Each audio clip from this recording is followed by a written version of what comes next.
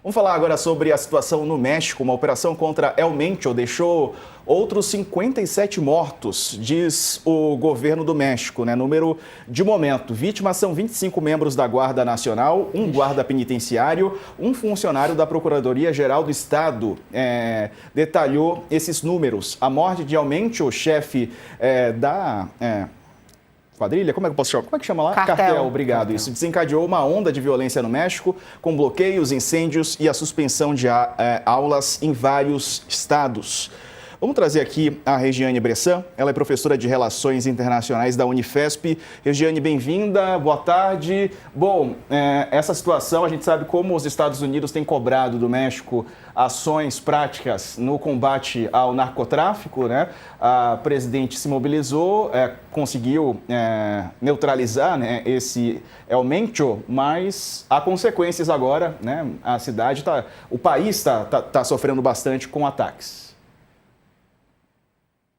Boa tarde a todos que nos assistem. Realmente o México vem enfrentando uma escalada de violência por conta da captura e morte desse líder do cartel Jalisco Nueva Generación, ou seja, é um cartel de muita atuação não apenas no México, mas também em toda a América Latina. Aliás, há relatórios que demonstram que esse cartel já atuava também, já atua no próprio Brasil e outros países como Colômbia e demais países. Em relação à situação do México, Claudia Sheinbaum assumiu que não houve uma participação direta dos Estados Unidos nessa captura e morte. No entanto, ela assume que houve cooperação tecnológica e de inteligência artificial para essa captura, ou seja, os Estados Unidos já haviam condenado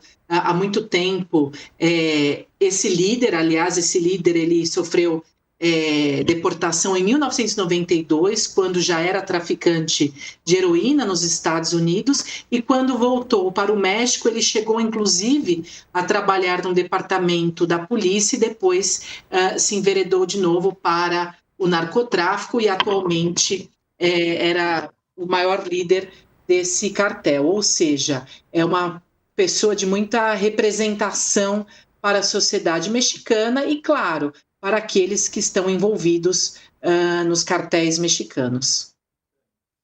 Professora, obrigada pela participação aqui no All News. Eu queria entender um pouquinho... Bom, o Brasil conhece muito o que está acontecendo lá, né?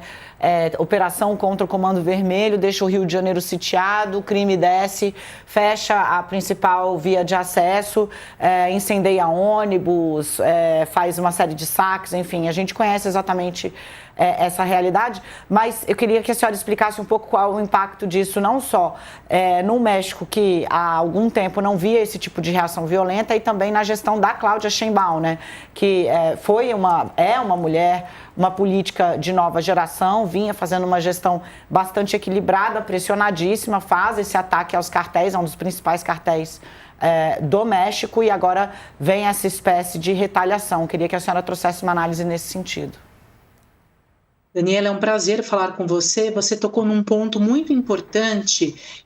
Claudia Sheinbaum, ela foi, claro, bastante instigada pelo governo Trump, nesse seu segundo mandato, a ter mais apoio e suporte dos Estados Unidos para o combate ao narcotráfico. Não que o México não esteja muito empenhado nesse combate. No entanto, existe uma pressão direta dos Estados Unidos para que o narcotráfico seja realmente combatido no México. Lembrando que o destino das drogas muitas vezes os Estados Unidos. Aliás, é importante dizer que esse traficante, esse cartel atual, ele era responsável pela maior parte de entrada de anfetamina nos Estados Unidos, o que vem ocasionando muita overdose na população estadunidense. Aliás, esse cartel, ele não apenas atua no campo das drogas, mas também da pecuária, agricultura, construção civil,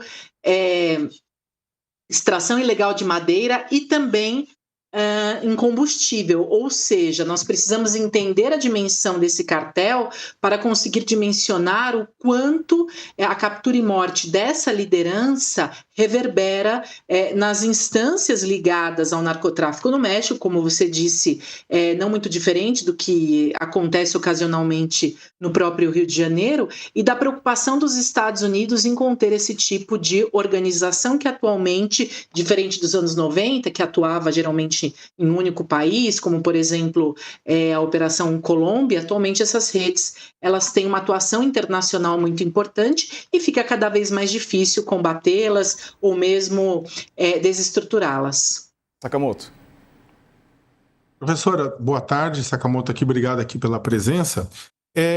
A senhora acha que esse tipo de ação, dando sequência, claro, à linha de raciocínio da Dani que a senhora explorou, né? Esse tipo de ação vai contentar o governo norte-americano com relação às pressões para que o México tome uma posição mais dura no combate ao narcotráfico? A gente sabe que, como a senhora mesmo colocou, o México vem combatendo o narcotráfico, é uma questão longa. A gente tem, eventualmente, casos de vingança dos narcotraficantes com relação à população local, dos cartéis, né? Isso não é novidade, mas com essa ação e com essa resposta espalhafatosa por parte dos cartéis, a senhora acha que, sendo bem pragmático, o governo Trump vai ficar satisfeito e falar, ok, o México está combatendo, ou ele vai continuar fazendo a pressão na mesma linha? Sakamoto, é um grande prazer conversar com você e, de fato, eu acredito que os Estados Unidos possam, em um primeiro momento, ficar satisfeitos, se sentir contentes com essa iniciativa, mas acho que o ponto mais importante é pensar que esse tipo de ação, ela não é uma ação que não tem tanta efetividade no combate ao narcotráfico, porque eu não estou falando numa mudança da estrutura do país, nem em diminuição do consumo de drogas por parte da sociedade dos Estados Unidos. O que eu quero dizer fica muito fácil para os Estados Unidos condenarem os países que estão envolvidos no narcotráfico, mas precisamos também verificar qual é a política interna doméstica para conscientizar e diminuir esse tipo de consumo. Acho que esse é o ponto 1.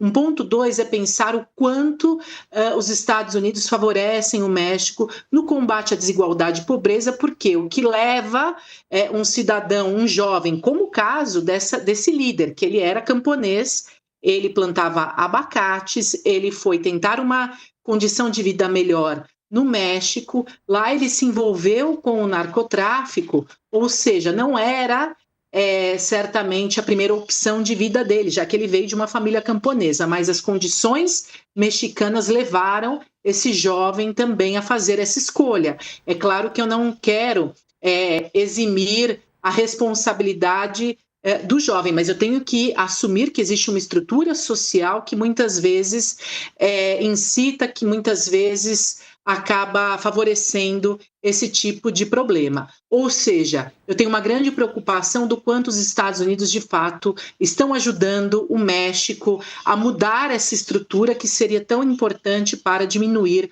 o envolvimento da sociedade mexicana com o narcotráfico. Eu tinha, desculpa até engatar, mas é que a minha pergunta, professora, a senhora respondeu bem, né? A minha pergunta, mas ela derivava para um lugar pensando mais numa sociedade de espetáculo, que é aquilo que o Trump, de certa forma, cria, né, diariamente, né?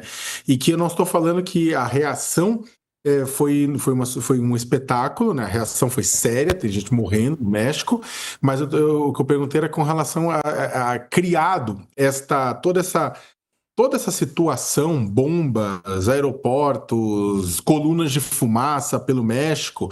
Será que agora ele vai chegar e vai dizer, olha, tá vendo? Eu mandei e o México resolveu fazer guerra? Bom, eu acho que a presidenta Cláudia Sheinbaum, ela fica numa situação bastante delicada na medida em que ela é muito pressionada pelos Estados Unidos a ter uma atuação mais veemente, mais conflituosa. Isso certamente, o México sofre muita pressão e tem uma relação ali de dependência muito maior do que a do Brasil, Colômbia ou qualquer outro país aqui da América Latina por conta da fronteira, por conta de toda a história que nós conhecemos. Aliás, estive no México recentemente, universidades, estudando um pouco mais de política externa mexicana e é muito evidente o quanto a política externa do país ela é construída ao redor dos Estados Unidos. Unidos. Ou seja, eu não consigo ver um descolamento tão fácil em Cláudia Sheinbaum ter uma ação interna doméstica que não seja de alguma forma aliada aos Estados Unidos. E claro que uma ação dessa forma acaba caindo no contentamento dos Estados Unidos, que por sua vez o Trump deve utilizar isso como um grande exemplo. Agora, eu não sei também o fôlego dos Estados Unidos em dar continuidade, acho que eu já vou abrir aqui uma outra janela, em ações tão fortes, tão veementes para a América Latina, no momento que ele também está bastante envolvido com outros conflitos no mundo, ou seja, não é tão fácil, não é tão simples combater o narcotráfico, enfraquecer essas redes. Então, eu acho que é um tema que ainda vai custar muito para os Estados Unidos e, claro, que é uma solução de muitas mãos, muitas partes, muitas organizações e muitos países, obviamente. Professora Regiane Bressan, obrigado pela entrevista aqui. Um abraço para a senhora, uma boa semana. Fico à disposição. Até uma próxima. Até.